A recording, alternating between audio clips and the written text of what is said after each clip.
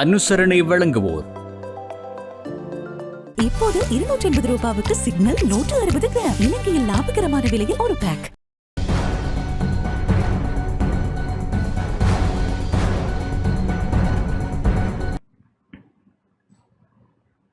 வணக்கம். டாண்டம் லொலியின் இரவு நேர பிரதான செய்தி அறிக்கைகளுடன் இணைந்திருக்கின்றோம். செய்திகள் வாசிக்கும் நான் ரவீந்திரன் நிர்மல். முதலில் தலைப்புச் செய்திகள்.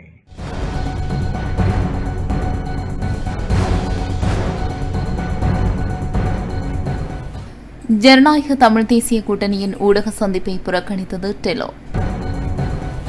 வவுனியா செட்டிக்குளம் பிரதேச சபையில் தமிழரசு கட்சி ஆட்சி அமைப்பதற்கு ஜனநாயக தமிழ் தேசிய கூட்டணி ஆதரவு வழங்கும் என முடிவு. உள்ளூராட்சி மன்றங்கள் தொடர்பிலான தற்போதைய முறைமை பொருத்தமற்றது என ஐக்கிய மக்கள் சக்தி சாடல். கொள்கை பிரகடனத்தின் பிரகாரம் அரசாங்கம் செயற்படவில்லை என சட்டத்தரணி மகேஷ் பராக்கிரம தெரிவிப்பு. நாட்டில் நிலவும் சீரற்ற காலநிலை காரணமாக 45 குடும்பங்களைச் சேர்ந்த 143 பேர் பாதிப்பு.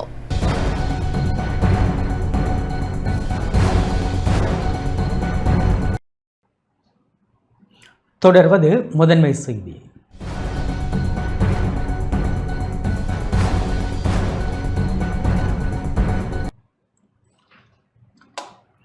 ஜனநாயக தமிழ் தேசிய கூட்டணியின் ஊடக சந்திப்பை டெலோ அமைப்பின் பொதுச் செயலாளர் புறக்கணித்துள்ளார். ஜனநாயக தமிழ் தேசிய கூட்டணியின் உயர்மட்ட குழு கூட்டம் இன்று வவுனியாவில் இடம்பெற்றதன் பின்னர் ஊடக சந்திப்பில் டெலோ சார்பில் கலந்து கொண்ட முன்னாள் நாடாளுமன்ற உறுப்பினரும் அக்கட்சியின் பொதுச் செயலாளருமான கோவிந்தன் கருணாகரம் ஊடக சந்திப்பில் கலந்து கொள்ள மறுப்பு தெரிவித்து வெளியேறினார். ஜனநாயக தமிழ் தேசிய கூட்டணியின் உயர்மட்ட குழு கூட்டம் இன்று வவுனியாவில் உள்ள தனியார் விடுதியில் இடம்பெற்றது. இதன்போது உள்ளூராட்சி மன்றங்களில் ஆட்சி அமைப்பது தொடர்பிலும் தமிழ் தேசிய கட்சிகளுக்கு ஆதரவு அளிப்பது தொடர்பிலும் சுமார் 3 மணி நேர கலந்துரையாடல் இடம்பெற்றது. இதன் பின்னர் ஊடக சந்திப்பு இடம்பெற்றது. இதன்போது ஜனநாயக தமிழ் தேசிய கூட்டணியின் கட்சிகளின் முக்கியஸ்தர்கள் ஊடக சந்திப்பில் கலந்து கொண்ட பொழுதிலும் டெலோவின் சார்பில் இன்றைய தினம் செல்வம் அடைக்கலநாதன் கலந்து கொள்ளாத பட்சத்தில் கருணாகரனை குறித்த ஊடக சந்திப்பில் கலந்து கொள்ளுமாறு கூறப்பட்டிருந்தது. எனினும் அவர் மறுப்பு தெரிவித்திருந்தார். தொடர்ந்தும் அவரை ஊடக சந்திப்பில் கலந்து கொள்ளுமாறு புலட் தலைவர் தான சித்தார்த்தன், இபிஆர்எஃப் தலைவர் சுரேஷ் பிரேமச்சந்திரன் ஆகியோரால் வலியுறுத்தப்பட்ட போதிலும் இன்று எடுக்கப்பட்ட முடிவுகளில் சில மாற்றங்கள் நிகழக்கூடும் எனவும், ஆகவே தான் இந்த ஊடக சந்திப்பில் கலந்து கொள்ள முடியாது எனவும் கூட்ட மேசையில் இருந்து எழுந்து சென்றிருந்தார். இதன் காரணமாக இன்றைய கூட்ட முடிவுகள் சில வேளைகளில் மாற்றங்களை ஏற்படுத்தும் என்ற ஐயப்பாடு ஏற்பட்டுள்ளது.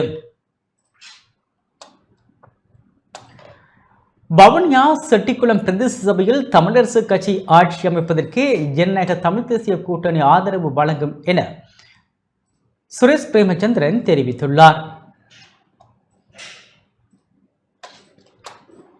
தமிழ் தேசிய பரப்பில் இருக்கக்கூடிய 106 ஆசனங்களை பெற்ற ஜனநாயக தமிழ் தேசிய கூட்டணியானது வடக்கு கிழக்கு மாகாணங்களில் ஏனைய தமிழ் கட்சிகளின் ஆதரவுடன் எங்கெங்கு ஆட்சி அமைக்க முடியுமோ அதற்கான முயற்சிகளை மேற்கொள்வது என்றும், அதே சமயத்தில் பல்வேறுபட்ட சபைகளில் கூடுதலான ஆசனங்களை பெற்றுக்கொண்டிருக்கக்கூடிய ஏனைய தமிழ் கட்சிகள், அகில இலங்கை தமிழ் காங்கிரஸாக இருக்கலாம், தமிழரசு கட்சியாக இருக்கலாம், அவர்களுக்கான ஆதரவை வழங்குவதாகவும் வழங்க இருப்பதாகவும் நாங்கள் தீர்மானித்திருக்கின்றோம். வடக்கு கிழக்கில் மிக பெருமளவிலான வாக்குகளையும் ஆசனங்களையும் கொண்டிருக்கக்கூடிய தமிழரசு கட்சி, ஜனநாயக தமிழ் தேசிய கூட்டணி, அகில இலங்கை தமிழ் காங்கிரஸ் போன்றவர்கள் ஆட்சி அமைக்கின்ற நடவடிக்கைகள் தொடர்பாக நாங்கள் சாதகமாக பரிசீலிப்போம்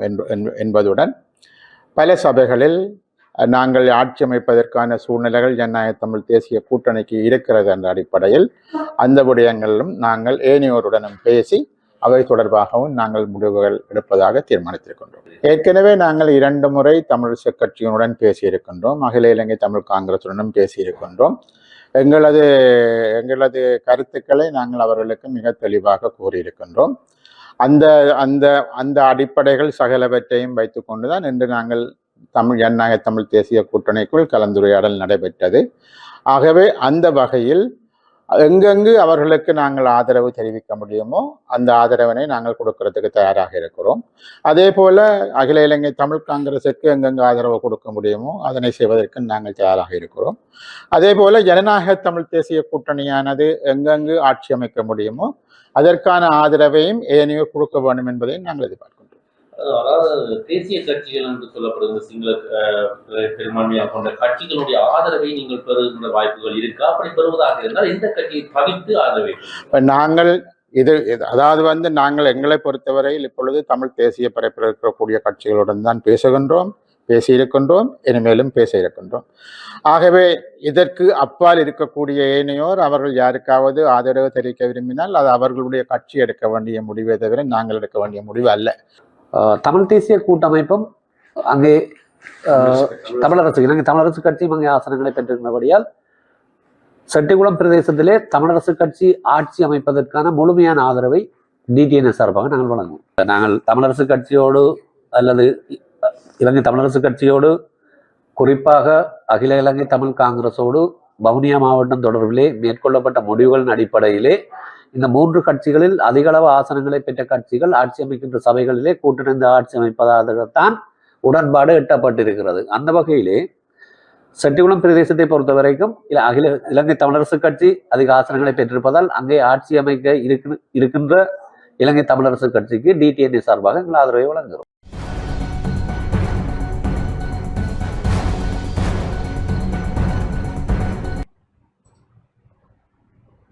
உள்ளூராட்சி மன்றங்கள் தொடர்பிலான தற்போதைய முறைமை பொருத்தமற்றது என ஐக்கிய மக்கள் சக்தி தெரிவித்துள்ளது. உள்ளூராட்சி மன்றங்கள் தொடர்பிலான தற்போதைய முறைமை எந்த வகையிலும் பொருத்தமற்றது என ஐக்கிய மக்கள் சக்தியின் நாடாளுமன்ற உறுப்பினர் எஸ் மரிகார் தெரிவித்துள்ளார். கொழும்பில் இன்று இடம்பெற்ற ஊடகவியலாளர் சந்திப்பின் போதே அவர் இதனை குறிப்பிட்டார்.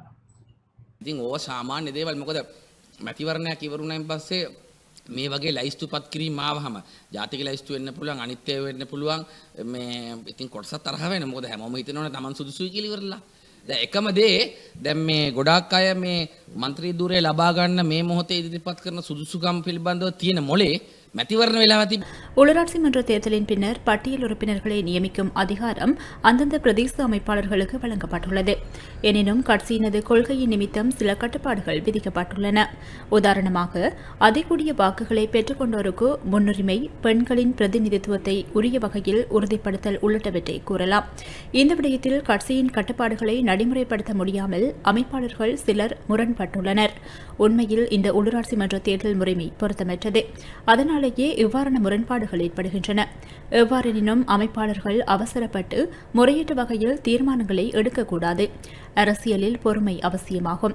உள்ளூராட்சி மன்றங்களை பொறுத்தவரையில் இயலுமான அனைத்து சபைகளிலும் ஆட்சி அமைப்பதற்கு ஐக்கிய மக்கள் சக்தி முடிவு எடுத்துள்ளது. எனினும் அதிகபட்ச உறுப்பினர்களை ஆளும் கட்சி பெற்றுக் கொண்டிருந்தால் அவர்களுக்கு ஆட்சி அமைக்க வழிவிடுவதே சிறந்தது என்பது எனது தனிப்பட்ட கருத்தாகும். ஏனென்றால் அப்போதுதான் அவர்களின் இயலுமை குறித்து மக்கள் ஒரு தீர்மானத்துக்கு வருவார்கள். හරිද ඉතින් ඔහොම දේවල් වෙනවා හරිද මේ අය අස් නොවුනා නම් හොඳයි කියන එක තමයි මගේ පෞද්ගලික මතය. මොකද මේ අය අමාරු වෙලාවේ கொள்கை பிரகடனத்தின் பிரகாரம் அரசாங்கம் செயற்படவில்லை என சட்டத்தனி மகேஷ் பராக்கிரம தெரிவித்துள்ளார். கணக்காய்வாளர் நாயகத்தை நியமிக்காமல் ஊழல்களை மறைப்பதற்கு அரசாங்கம் முயற்சி செய்து வருவதாக ஐக்கிய மக்கள் சக்தியின் சட்ட விவகார உதவி செயலாளர் சட்டத்தனி மகேஷ் பராக்கிரம தெரிவித்துள்ளார். கொழும்பில் இன்று இடம்பெற்ற ஊடகவியலாளர் சந்திப்பின் போதே அவர் இதனை குறிப்பிட்டார். அரசு நிறுவனங்களின் உயர் பதவிகளுக்கு அரசியலுடன் தொடர்பற்ற திறமையானவர்களை நியமிப்பதாக தேசிய மக்கள் சக்தியின் கொள்கை பிரகடனத்தில் மிக தெளிவாக குறிப்பிடப்பட்டுள்ளது. ஆயினும் கணக்காய்வாளர் நாயகம் பதவிக்கு தனக்கு நெருக்கமான நபரை நியமிப்பதற்கான முயற்சியை ஜனாதிபதி அனுரகுமார திசாநாயக்க மேற்கொண்டுள்ளார். இதனூடாக அரசாங்கம் தனது ஊழல்களை மறைக்க முயற்சிக்கின்றதா என்ற சந்தேகம் எழுகின்றது. குறிப்பாக சுங்க திணைக்களத்தின் பரிசோதனையின்றி 323 கொள்கலன்கள் விடுவிக்கப்பட்டுள்ளன. விலைமெனு கோரப்படாமல் மன்னார் காற்றாலை மின் உற்பத்தி திட்டம் நிறுவனம் ஒன்றுக்கு வழங்கப்பட்டுள்ளது. மேலும் ஜனாதிபதி செயலகத்தின் வாகனங்கள் குறை மதிப்பீட்டுக்குட்படுத்தப்பட்டு விற்பனை செய்யப்பட்டுள்ளன. இவை தொடர்பில் நேர்மையான அரசியல் சார்பற்ற கணக்காய்வாளர் ஒருவர் விசாரணை நடத்துவார் என்பதால் தனக்கு சார்பான ஒருவரை நியமிக்க ஜனாதிபதி முயற்சித்து வருகின்றார். චෝදනාවන් ටික පිළිබඳව විභාග වෙන්නේ ඉදිරියේ විශේෂයෙන් කෝප් කමිටුව ඉස්සරහට රාජ්‍ය ආයතන ගෙනාවත් ඒ සියල්ලදීම ප්‍රධානත්වය අරගෙන එතන ඉඳගෙන උපදෙස් දෙන්නේ කටයුතු කරන්න විගණකාධිපතිවරයා. එහෙමනම් Tamanට හිතවත් නැති நாட்டில் நிலவும் சீரற்ற காலநிலை காரணமாக 45 குடும்பங்களைச் சேர்ந்த 143 பேர் பாதிக்கப்பட்டுள்ளனர். நாட்டின் ஒரு சில பகுதிகளில் நிலவும் சீரற்ற காலநிலை காரணமாக களுத்துறை, காலி ஆகிய மாவட்டங்களைச் சேர்ந்த மக்கள் பாதிக்கப்பட்டுள்ளதாக அனைத்து முகாமைத்துவ மத்திய நிலையம் தெரிவித்துள்ளது. அந்த நிலையத்தினால் இன்று வெளியிடப்பட்ட அறிக்கையின் பிரகாரம் இவ்விரு மாவட்டங்களிலும் 45 குடும்பங்களைச் சேர்ந்த 143 பேர் சீரற்ற காலநிலையால் பாதிக்கப்பட்டுள்ளனர்.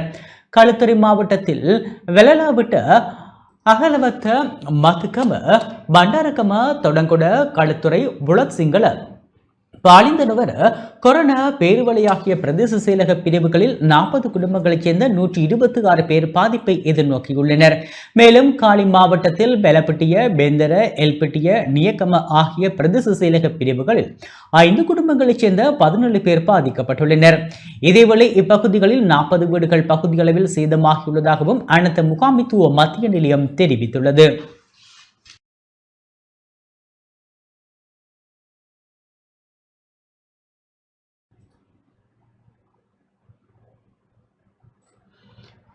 யாழ்ப்பாணம் கட்டைக்காட்டில் பொதுக்காணி சுவீகரிக்கப்பட்டுள்ள சம்பவம் தொடர்பில் எம். சுமந்திரன் ஆராய்ந்துள்ளார்.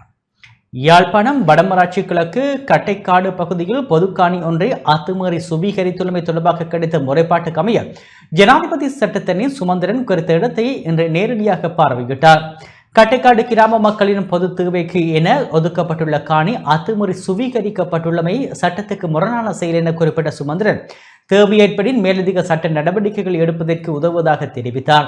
கட்டைக்காடு கிராம அபிவிருத்தி சங்கத்தால் இன்று ஒழுங்குபடுத்தப்பட்ட விசேட கூட்டத்தில் அத்துமீறி காணியை சுவீகரித்த நபருக்கு நோட்டீஸ் அனுப்பப்பட்டு அவரை குறித்த காணியிலிருந்து வெளியேற்ற தீர்மானம் எடுக்கப்பட்டது. இவ்விடயம் ஜனாதிபதி சட்டத்தரணி எம். சுமந்திரனின் கவனத்துக்கு கொண்டு செல்லப்பட்டது.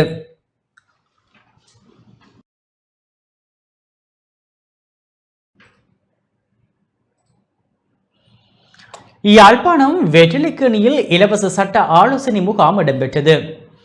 கடந்த மார்ச் மாதம் 28ஆம் தேதி அரசாங்கத்தால் வெளியிடப்பட்ட வர்த்தமானி இலக்கம் 2430 அமைய சுவீகரிக்கப்படவுள்ள நிலங்களை பாதுகாப்பதற்காக வெற்றிலைக்கேணியில் மக்களுக்கான நீதி அமைப்பினால் சட்ட ஆலோசனை முகாம் ஒன்று நடாத்தப்பட்டது. வடமராட்சி கிழக்கு ஆலியவளையிலிருந்து சுண்டிக்குளம் வரை காணப்படும் கரையோர காணிகளை அரச காணியாக்குவதற்கான வர்த்தமானி வெளியிடப்பட்டதன் பின்னர் தமிழர் பகுதிகளிலிருந்து கடும் எதிர்ப்பு வெளியிடப்பட்டு வருகின்றது.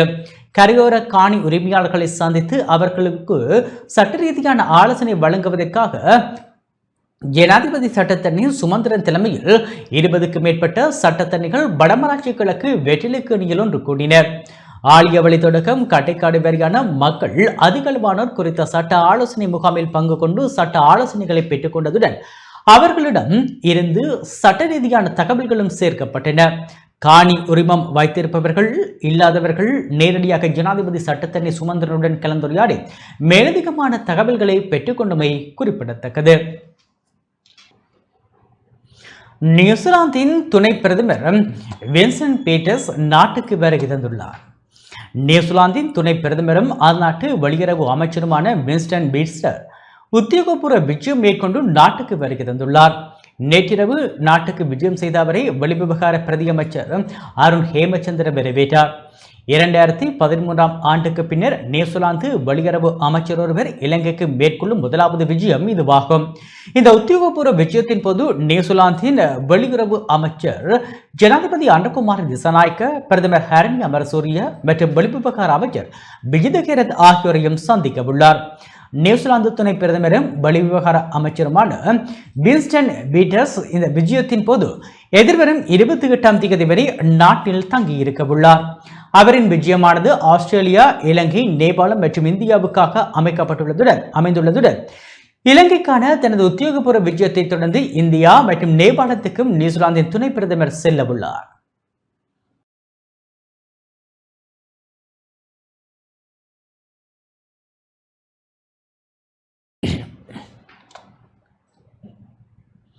யாழ்ப்பாணம் துன்னாலை பகுதியில் சிலப்பதிகார விழா 2025 இடம்பெற்றது.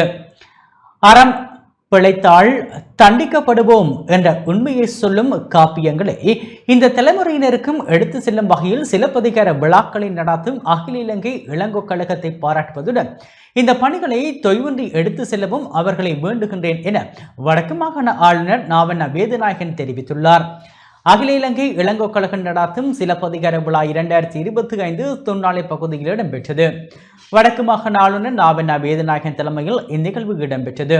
இதன்போது உரையாற்றிய ஆளுநர், காப்பியங்கள் எங்களுக்கு வழிகாட்டி, இதனை எடுத்து சொல்வதன் மூலம் அவர் சொல்லும் அறக்கருத்துக்களை மற்றவர்களுக்கு எடுத்து சொல்லி பின்பற்ற செய்ய வேண்டும். இந்த காப்பியங்கள் நூல்கள் பற்றி பலருக்கு தெரியாது. இவ்வாறான விழாக்கள் இதை எடுத்து சொல்கின்றன. எனவே அகில இலங்கை கம்பன் கழகமாக இருக்கட்டும், அகில இலங்கை இளங்கோ கழகமாக இருக்கட்டும், அவை இந்த பணிகளை தொடர வேண்டும் என தெரிவித்தார். தொடர்ந்து கவியரங்கு, கதாபிரசங்கம் மற்றும் கம்பபாரதி ஜெயராஜ் தலைமையிலான இலக்கிய ஆணைக்குழு நிகழ்வுகள் இடம்பெற்றன. வரலாற்று சிறப்புமிக்க நல்லூர் கந்தன் மகோத்சவத்தை முன்னிட்டு இவ்வாண்டிலிருந்து உற்சவ காலத்தில் ஆலய மேற்கு வீதியில் அமைக்கப்படவுள்ள பந்தலுக்கான அங்குரார்ப்பண நிகழ்வு நடைபெற்றது. யாழ்ப்பாணம் நல்லூர் கந்தசுவாமி கோவில் மகோத்சவத்தை முன்னிட்டு இவ்வாண்டிலிருந்து உற்சவ காலத்தில் ஆலய மேற்கு வீதியில் அமைக்கப்படவுள்ள பந்தலுக்கான அங்குரார்ப்பண நிகழ்வு சிறப்பு பூஜைகளுடன் நடைபெற்றது. நல்லூர் கந்தசுவாமி கோவில் வேடாந்த பெரும் திருவிழா எதிர்வரும் ஜூலை மாதம் 29ஆம் தேதி கொடியேற்றத்துடன் ஆரம்பமாகி தொடர்ந்து 25 தினங்கள் நடைபெறவுள்ள நிலையிலேயே இப்பந்தல் அமைக்க நடவடிக்கை மேற்கொள்ளப்பட்டுள்ளது. நல்லூர் ஆலய மேற்கு வீதியில் நெல்லை ஆதீனத்துக்கு முன்பாக நிகழ்ந்த பந்தலுக்கான அங்குரார்ப்பண நிகழ்வில் ஆலய அடியவர்கள், பக்தர்கள், பொதுமக்கள் என பலர் கலந்து கொண்டனர்.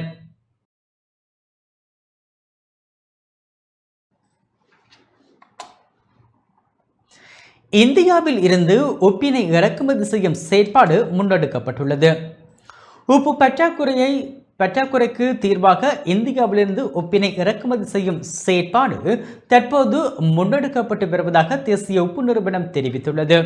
கடந்த வியாழக்கிழமை முதல் குறித்த உப்பு இறக்குமதி நாட்டை வந்தடைந்த வண்ணம் உள்ளதாக அதன் தலைவர் கயான் வெள்ளாள தெரிவித்துள்ளார். நாட்டில் நிலவும் உப்பு பற்றாக்குறைக்கு தீர்வாக இந்தியாவிலிருந்து 20,000 மெட்ரிக் டன் உப்பை இறக்குமதி செய்வதற்கு தேசிய உப்பு நிறுவனம் முடிவு செய்துள்ளது. அதன்படி குறித்த உப்பு தொகுதியை சந்தைக்கு விநியோகிப்பதன் மூலம் உப்பு பற்றாக்குறை முடிவுக்கு வரும் எனவும் அதிகரித்துள்ள உப்பின் விலை குறைவடையும் எனவும் தேசிய உப்பு நிறுவனம் தெரிவித்துள்ளது.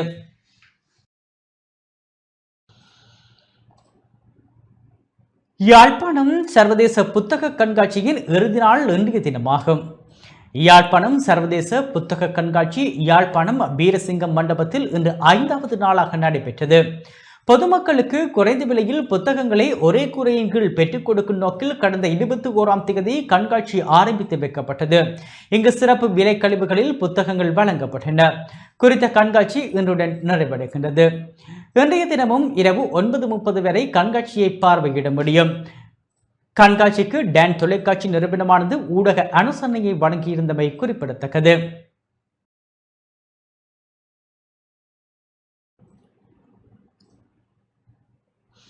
மன்னார் உயிலங்குளம் 542வது படைப்பிரிவின் ஏற்பாட்டில் கிளீன் ஸ்ரீலங்கா வேலை திட்டம் முன்னெடுக்கப்பட்டது. மன்னார் உயிலங்குளம் 542வது படைப்பிரிவின் ஏற்பாட்டில் கிளீன் ஸ்ரீலங்கா வேலை திட்டம் இன்று காலை முன்னெடுக்கப்பட்டது. 542வது படைப்பிரிவு அதிகாரி மேஜர் விக்டர் பெர்னாண்டோ தலைமையில் இடம்பெற்ற குறித்த நிகழ்வில் கலந்து கொண்ட பொதுமக்களுக்கு கிளீன் ஸ்ரீலங்கா நிகழ்ச்சி திட்டம் குறித்த விளக்கம் அளிக்கப்பட்டது. அதனைத் தொடர்ந்து பொதுமக்கள் இராணுவத்தினருடன் இணைந்து கட்டுக்கரை குளத்தில் இருந்து இலுப்பை குளம், மாதோட்டம் மற்றும் மக்களின் வயல்களுக்கு செல்கின்ற நீர் செல்லும் கால்வாயை சுத்தம் செய்யும் பணியில் ஈடுபட்டனர். குறித்த சுத்தம் செய்யும் பணிக்கு மன்னார் பிரதேச சபையின் ஜேசிபி மற்றும் உணவு இயந்திரமும் பயன்படுத்தப்பட்டது. மேலும் திணைக்கள அதிகாரிகள், பணியாளர்கள், பாதுகாப்பு படையினர் மற்றும் பொதுமக்கள் என பலர் இணைந்து கிளீன் ஸ்ரீலங்கா வேலை திட்டத்தை முன்னெடுத்திருந்தமை குறிப்பிடத்தக்கது.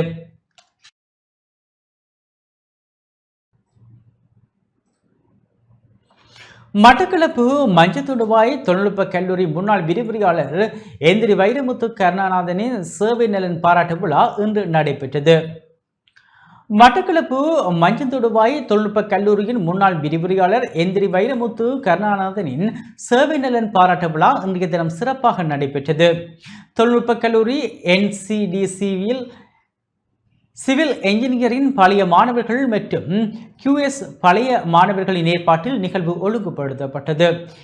எந்திரி கருணாநாதன் பொன்னாடை பொருதி கௌரவிக்கப்பட்டதோடு அவருக்கு நினைவு சின்னமும் வழங்கப்பட்டது. மஞ்சத்தொடுவாய் தொழில்நுட்ப கல்லூரி மாணவர்கள் பழைய மாணவர்கள் என பலரும் நிகழ்வில் கலந்து கொண்டனர்.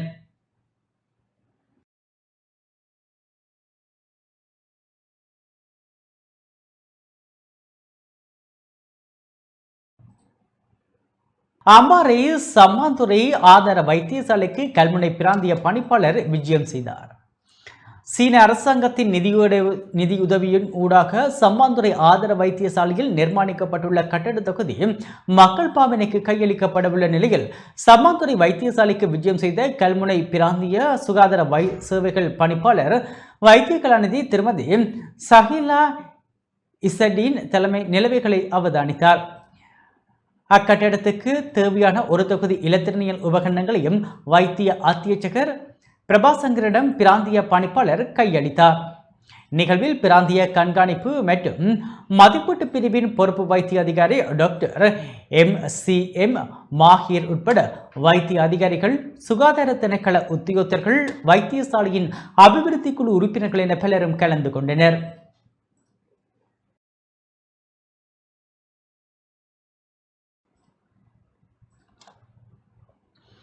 சாவகச்சேரி ட்ரிபக் கல்லூரியில் மருத்துவ முகாம் இடம்பெற்றது. யாழ்ப்பாண மருத்துவ சங்கத்தின் ஏற்பாட்டில் சாவகச்சேரி ட்ரிபக் கல்லூரியில் மருத்துவ முகாமும் மரநடுகை வேலை திட்டமும் இடம்பெற்றது. கல்லூரி பழைய மாணவரும் வைத்தியருமான சசிகரனின் ஒழுங்கமைப்பில் குறித்த நிகழ்வு முன்னெடுக்கப்பட்டது. யாழ்ப்பாண மருத்துவ சங்கத்தின் தலைவர், செயலாளர் மற்றும் உறுப்பினர்களின் பங்கேற்புடன் இடம்பெற்ற நிகழ்வில் பாடசாலை ஆசிரியர்கள் மற்றும் மாணவர்களுக்கு தொற்றா நோய்கள் வீதி விபத்து தொடர்பாக விழிப்புணர்வு ஏற்படுத்தப்பட்டது. தொற்றா நோய்கள் தொடர்பான கருத்தமர்வை வைத்தியர் சிவரஞ்சனியும், வீதி விபத்துகள் தொடர்பான கருத்தமர்வை வைத்தியர் சயந்தனும் மேற்கொண்டமை குறிப்பிடத்தக்கது.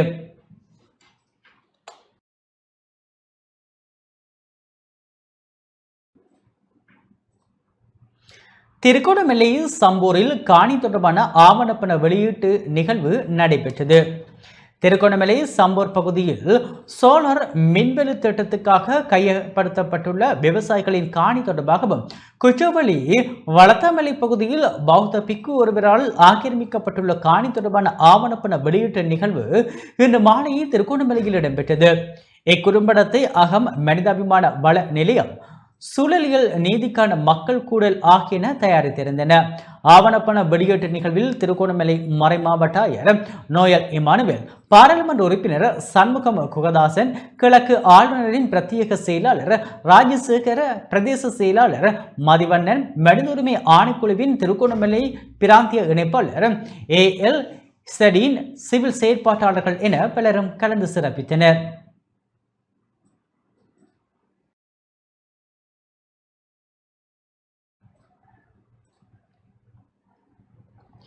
விவிலிய வினாவிடை போட்டியில் தேசிய ரீதியில் தங்கப் பதக்கங்களை வென்ற யாழ்ப்பாணம் மெரியன்னை பேராலய மாணவர்கள் கௌரவிக்கப்பட்டனர்.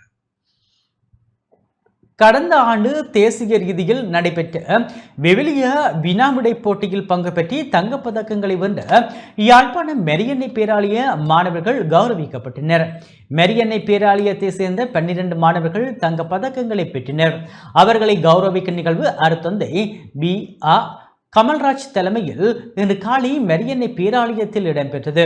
இதன்போது 12 மாணவர்களும் பதக்கங்கள் அணிவித்து சான்றிதழ்கள் வழங்கி கௌரவிக்கப்பட்டனர். Gibson, Master Nixon Kevin Gibson, grade 6-7 category.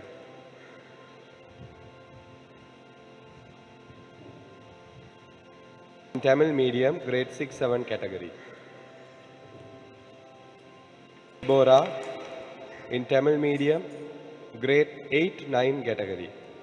In Tamil medium, grade 10-11 category. Hemanshi Umapriyan. in Tamil medium, grade 6-7.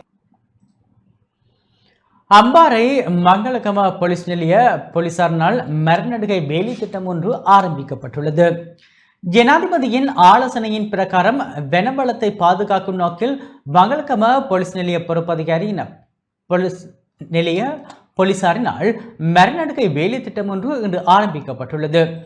பாதுகாக்கப்பட்ட வனப்பகுதியான நெவரகல செனவெல அருகில் மங்களகம போலீஸ் நிலைய பொறுப்பதிகாரி DMSK தசாநாயக்க தலைமையில் மர நடுகை வேலை திட்டம் ஆரம்பிக்கப்பட்டது. களுவாஞ்சிக்குடி பிராந்திய உதவி போலீஸ் அத்தியட்சகர் KMAK பண்டார உட்பட மங்களகம போலீஸ் நிலைய உத்தியோகத்தர்களும் இதில் கலந்து கொண்டனர். நுவரகல வனப்பகுதி பாதுகாக்கப்பட்ட வனமாகவும் யானைகள் நடமாட்டம் அதிகமுள்ள வனமாகவும் காணப்படுகின்றமை குறிப்பிடத்தக்கது.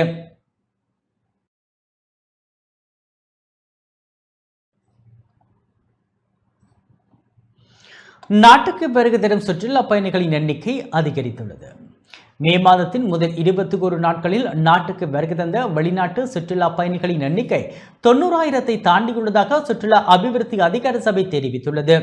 இந்த மாதத்தின் முதல் 21 நாட்களில் 91,785 சுற்றுலா பயணிகள் நாட்டிற்கு வருகை தந்துள்ளதாகவும் இந்தியாவிலிருந்து அதிக எண்ணிக்கையிலான சுற்றுலா பயணிகள் வந்துள்ளனர் எனவும் சுற்றுலா அபிவிருத்தி அதிகார சபை தெரிவித்துள்ளது. அதன்படி இந்த ஆண்டின் இதுவரையான காலப்பகுதியில் நாட்டிற்கு வருகை தந்த சுற்றுலா பயணிகளின் எண்ணிக்கை 9,88,669 அதிகரித்துள்ளது.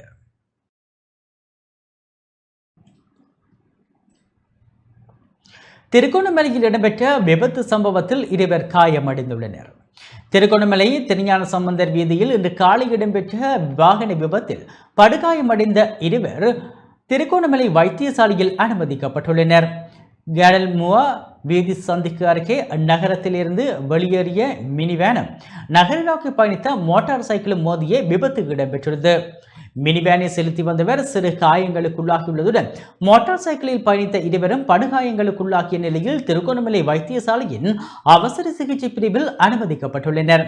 மேலதிக விசாரணைகளை போலீசார் மேற்கொண்டு வருகின்றனர்.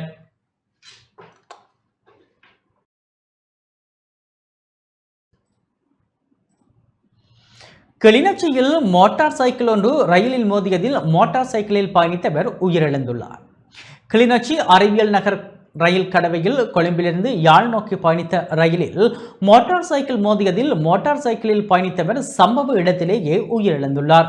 கிளிநொச்சி பொன்னகர் பகுதியை சேர்ந்த 28 வயதான பொன்னழகு அனுசன்ராஜ் என்ற ஒரு பிள்ளையின் தந்தையே குறித்த விபத்தில் உயிரிழந்துள்ளார். விபத்து தொடர்பாக கிளிநொச்சி போலீசார் விசாரணைகளை முன்னெடுத்து வருகின்றனர்.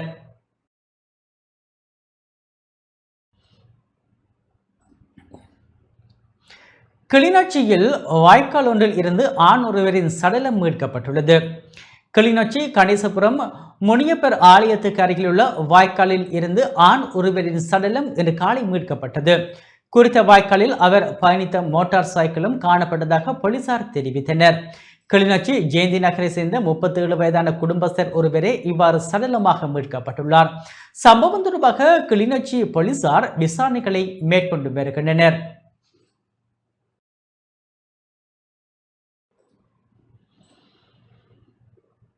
நாட்டில் டெங்கு மற்றும் சிக்கன்குனியா நோய் தாக்கம் அதிகரித்து வருவதாக தெரிவிக்கப்பட்டுள்ளது. நாட்டில் டெங்கு மற்றும் சிக்கன்குனியா ஒரு சுகாதார பிரச்சனையாக வளர்ந்து வருவதாக பிரதி சுகாதார அமைச்சர் வைத்தியர் ஹாங்க விஜயமுனி தெரிவித்துள்ளார். தற்போதைய தரவுகளின் அடிப்படையில் இந்த ஆண்டு டெங்கு பாதிப்புகள் அதிகரிக்கக்கூடும் என அவர் சுட்டிக்காட்டியுள்ளார். காய்ச்சல் இருந்தால் உடனடியாக சிகிச்சை பெறுமாறு பிரதி அமைச்சர் மக்களுக்கு அறிவுறுத்தினார். இதற்கிடையில் நாட்டில் உள்ள வைத்தியசாலைகளில் மருந்து பற்றாக்குறை குறித்து பிரதி அமைச்சர் கூறுகையில் 180 வகையான மருந்துகள் பற்றாக்குறையாக இருப்பதாக கூறப்பட்டாலும் உண்மையில் வைத்தியசாலைகளில் 45 வகையான மருந்துகள் மட்டுமே பற்றாக்குறையாக உள்ளதாக குறிப்பிட்டார்.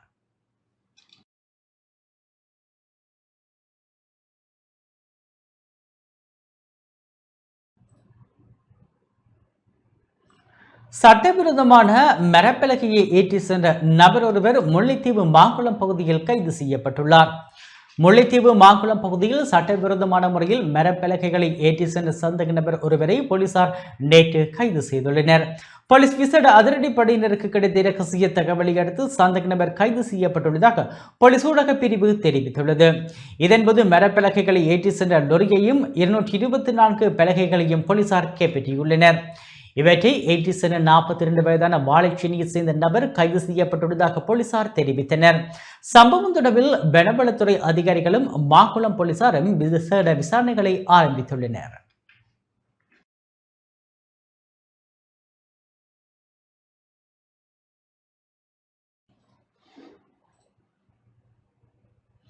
நாடு முழுவதும் முன்னெடுக்கப்பட்ட விசேட சோதனை நடவடிக்கையில் போதைப் பொருளுடன் தொடர்புடைய 473 பேர் கைது செய்யப்பட்டுள்ளனர். நாடு முழுவதும் போலீசார் நேற்று நடத்திய விசேட சோதனை நடவடிக்கையின் போது போதைப் பொருளுடன் தொடர்புடைய 473 பேர் கைது செய்யப்பட்டுள்ளனர். போலீஸ் ஊடக பிரிவினால் இன்று வெளியிடப்பட்டுள்ள அறிக்கையில் இந்த விடயம் தெரிவிக்கப்பட்டுள்ளது. அதன் பிரகாரம் நாடு முழுவதும் 473 சுற்றிவளைப்புகள் மேற்கொள்ளப்பட்டதாக போலீஸ் ஊடக பிரிவு தெரிவித்துள்ளது. ஹெரோயின் போதைப் பொருள் வைத்திருந்ததாக சந்தேகத்தின் பேரில் 166 பேரும், ஐஸ் போதைப் பொருள் வைத்திருந்த 150 பேரும், கஞ்சா போதைப் பொருள் வைத்திருந்த 147 பேரும் இதன்போது கைது செய்யப்பட்டுள்ளனர். மேலும் போதை மாத்திரைகள் வைத்திருந்த 10 பேர் கைது செய்யப்பட்டுள்ளனர்.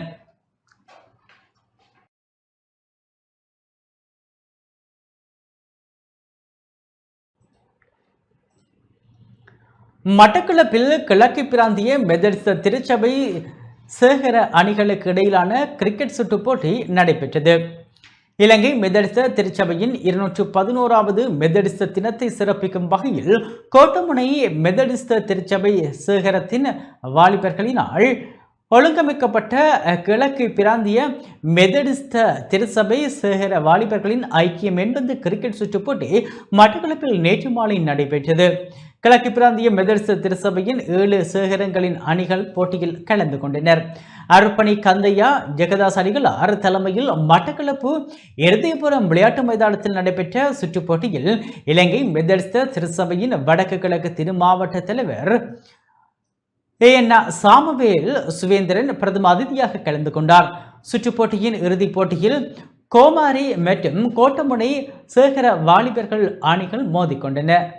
கோமாளி வாலிபர் அணி வெற்றி பெற்றது.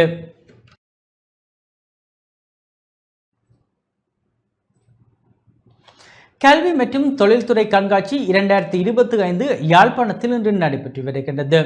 யாழ்ப்பாணம் திருவள்ளுவர் பண்பாட்டு மையத்தில் நேற்று ஆரம்பமான கல்வி மற்றும் தொழில்துறை கண்காட்சி 2025 இன்றும் நடைபெறுகின்றது. CEC உடன் இந்திய தூதரகமும் இணைந்து நடாத்தும் இந்த கல்வி கண்காட்சியில் பல சர்வதேச கல்வி நிறுவனங்கள் உள்நாட்டிலும் வெளிநாடுகளிலும் உயர்கல்வி வாய்ப்புகளை பெற்றுக்கொள்வது தொடர்பாக தமது ஆலோசனைகளை மாணவர்களுக்கு வழங்கி வருகின்றன. கல்வி மற்றும் தொழில்துறை கண்காட்சிக்கு டான் தொலைக்காட்சி ஊடக அனுசரணையை வழங்கி வருகின்றது. இதில் பார்த்திங்கன்னு சொன்னால் நாங்கள் IT and business administration programmes provide பண்ணுறோம். ஐடியில் ஸ்லிட்டட் and 4 years degree and 3 years pathway ப்ரோக்ராம்ஸும் அவைலபிளாக இருக்குது. உங்களுக்கு இது தொடர்பான கோர்சஸ் தொடர்பான டீட்டெயில் தெரிஞ்சுக்கொள்ளணும்னு சொன்னால் நீங்கள் இன்றைக்கு எங்களோட திருவள்ளுவர் மண்டபத்தில் எங்களை வந்து மீட் பண்ணலாம். இன்றைக்கு நாங்கள் ஈவினிங் வரைக்கும் இருப்போம். இங்கே வந்து என்ன இன்டென்ஷனுக்கு நாங்கள் இந்தியாவிலேருந்து வந்திருக்கோம் அப்படின்னு பார்த்தீங்கன்னா, we have கோர்சஸ் வந்து நம்ம ஸ்டூடெண்ட்ஸை இந்தியாவில் படிக்கிறதுக்கு அழைச்சிட்டு போகலான்னு வந்தோம்.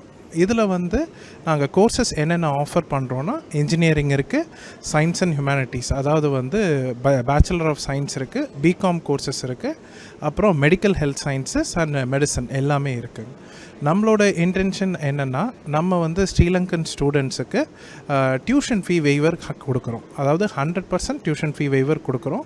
ஸ்டூடெண்ட்ஸ் வந்து ஜஸ்ட் ஒரு அப்ளை பண்ணால் போதும். இது வந்து எந்த இடத்துல இருக்குதுன்னு பார்த்தீங்கன்னா, திருச்சிராப்பள்ளி, அதாவது திருச்சியிலையும், தமிழ்நாட்டில் திருச்சியிலையும், சென்னையில் ராமாபுரம்னு சொல்லிட்டு நம்ம எம்ஜிஆர் சார் இருக்கார் இல்லையா, அவரோட வீட்டுக்கு பின்னாடி தான் எங்கள் கேம்பஸ் இருக்குது. அது மட்டும் இல்லாமல் நம்ம காலேஜஸ் வந்து பார்த்தோன்னா 60 வருஷமாக நாங்கள் வந்து இந்த எஜுகேஷன் பிஸ்னஸில் இருக்கோம்.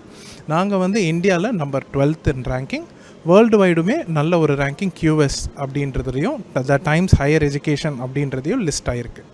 அது மட்டும் இல்லாமல் எங்களோட டிகிரிஸ் வந்து எல்லா கண்ட்ரீஸ்லையுமே ரெக்கக்னைஸ்ட். ஏன்னா நாங்கள் abet Washington accord certified so அதனால் எங்களோட டிகிரிஸ் எல்லா கண்ட்ரீஸ்லேயும் அது ரெக்கக்னைஸ் ஆகும். இத்துடன் நமது இந்த செய்தி அறிக்கை நிறைவு பெற்றது. தொடர்ந்தும் எமது நிகழ்ச்சிகளுடன் இணைந்திருங்கள். வணக்கம்.